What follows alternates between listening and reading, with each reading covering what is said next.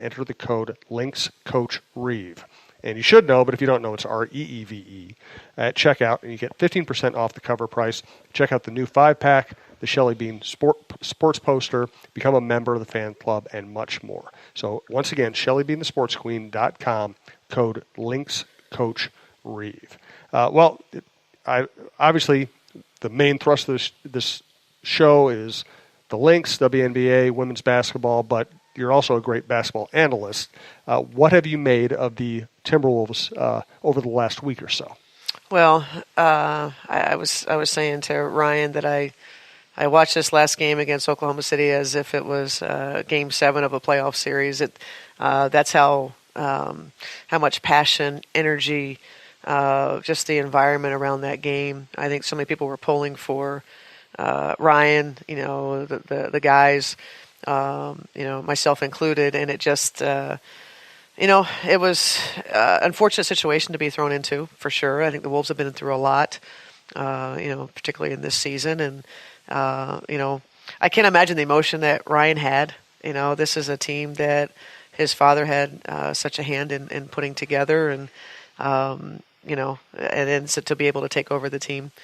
I imagine, there's excitement, there's this, I'm sure, level of anxiety, and then just, the adrenaline. I watched practice today, and I just, he's bursting, with energy and enthusiasm, and wants the guys to have fun, wants them to play hard, be accountable, for little things, and we're all pulling for Ryan to, finish out this Wolves season in a way that lands them in the playoffs, and see what they can do when they get there. There have been a couple local media stories about the fact that, maybe Cheryl Reeve with her resume should be a candidate. Any thoughts?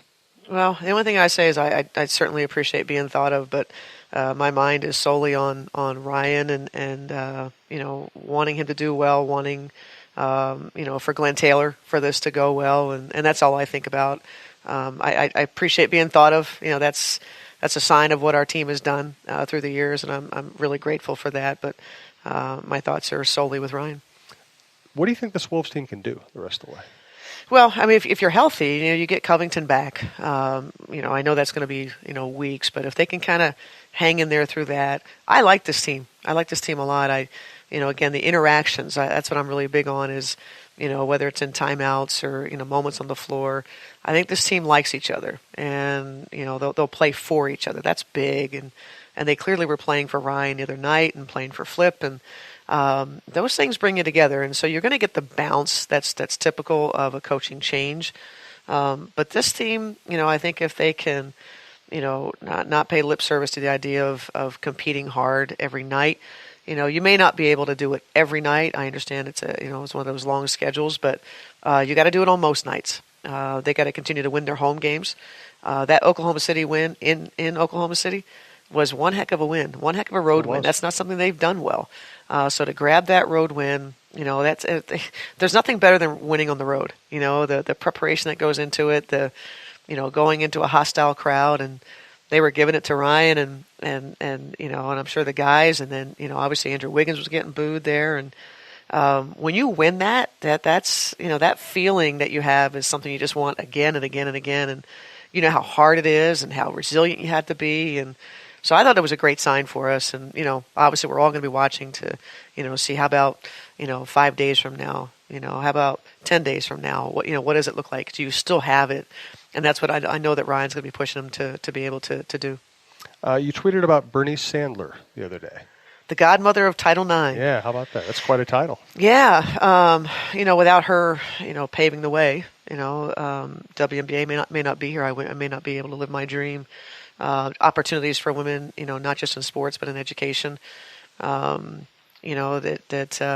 this was a woman, 90 years old, lived a life, committed to equality for women, and she was somebody that was as women we're called when we're aggressive, when we're what's perceived to be aggressive, when we take a stand, when we stand up for ourselves.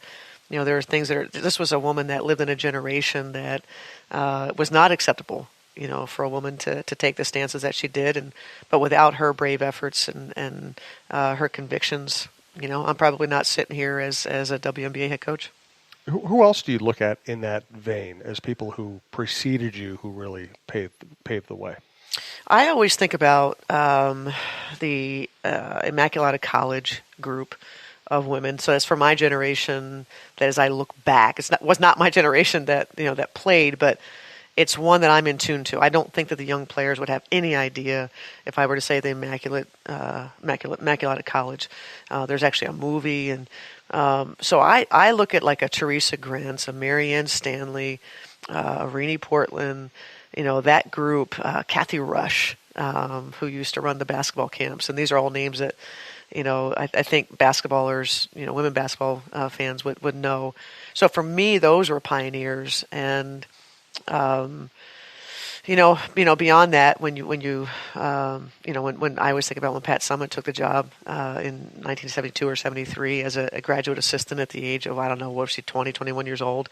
So certainly you'd have to include, Pat in there, and, driving the vans and, doing the wash, all those things that, that group did. For me, they're the pioneers. They're the ones that paved the way for us. And I think it's important that we remember those times. Absolutely. I was thinking about it. In the last week, I've covered 3 basketball games and watched at least 2 others on TV. And I'm not the obsessive coach. I'm wondering, how much time do you spend watching basketball? Well, if you ask my family, they would say 24/7. I don't feel like it's all the time, but I think if I do have the TV on, it is to watch basketball. I'm not a big TV watcher, as we've noted here before. If I'm recording something, and I will say that's changed. That I remember when somebody asked, tell us something what we don't know about you, and I said, well, that on my DVR is full of Young and the Restless. Really? Yeah. But that was my mindless pleasure. That was my getaway and just kind of space out, and it was silly. Young and the Restless is still on the DVR, but it has nothing to do with me. I stopped cold turkey, and I don't partake in it. If it's on in the background, I don't mind it, but I'm not spending any time. I don't know what happened, but I just would rather be doing other things, moving, and I think I've developed way more impatience for just kind of sit. If I'm sitting, I feel like I'm wasting time, that I should be doing something else, and so TV. Now, a basketball game. I'll be glued, especially some of these great women's basketball games. Every night I look for what NBA games are going to be on, and so it's there. And if nothing good on, then I go to Synergy and I watch some games there. I'm cursed by the sports writer's curse, which is that I watch every game, or almost every game I watch like a sports writer, which means I don't really cheer. I don't pick a side. I just kind of look for storylines, interesting things to happen, things that might be topical, things that might educate me. How does a coach watch a basketball game in which you are not involved or invested? Well, for sure, it's schematic. When you're watching, watching the Timberwolves, what do they run and how are they guarding this? I do the same thing when it's 2 teams that I'm not necessarily invested in. I watch with curiosity a lot of times of what are they going to run here? Is there something new, that we can carry over to our team? Use of timeouts, the after timeout plays. Just overall, I like to watch a game and know a team's identity when I'm done. What is it that they do well? What were they trying to do? Did they get it done? And I don't. Now, I watched it as a. I certainly was involved. Looking at schematics in the Wolves Oklahoma City game, but I was certainly way more fanning than I would in most games. And I'll be at the game on Friday night, to watch in person. And I'm not necessarily a person that's going to cheer. But I was in my house. My son could hear me from. I was upstairs and letting out some pretty big, yes, woo, that kind of stuff. So I don't do that very often, though. And what did you make of the way the team reacted to Ryan after the game? I mean, you just don't see that much in the NBA, where players coming up and high-fiving a coach and then dumping water on him. I mean, it was refreshing. Fairly rare. It's refreshing. Yeah. And I don't know that. you don't see those moments as much. You kind of get, the culture is a little bit cool. Coaches are very reserved, and I thought it was really great because I think it showed the relationships that Ryan has with these guys, and that was, I think that's what moved all of us, was to see how they could put their quote coolness aside. And I think some of the best pro teams have a college feel to them. I agree with that. And so I think that's a good sign for us. Yeah, it's like the Warriors. Yeah. I mean, Kerr, and if you ever heard any of the mic'd up segments, he talks to those players as if they are his sons. Yes. Yep. And Popovich, he's known for being gruff with the media and everything, but he's not that way with his players. That's exactly right. Yeah. One of my favorite anecdotes with Popovich was when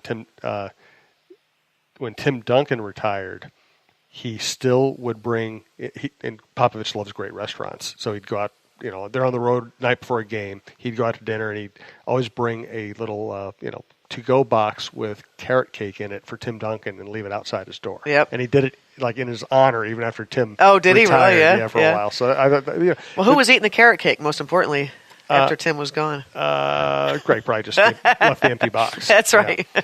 But I mean, that's the thing. No, is really. It's too. I think the NBA is a really cool league, and I love the progressive nature of it.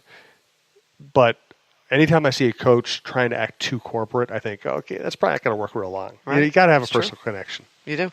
I mean, in anything, whether it's sports or, even in the corporate world, the best corporations, the ones that you want to work for that have, where you have stability, longevity, it's because of the people that you're working for, the leadership, and usually those people are just tremendous at relationships, and sports is no different.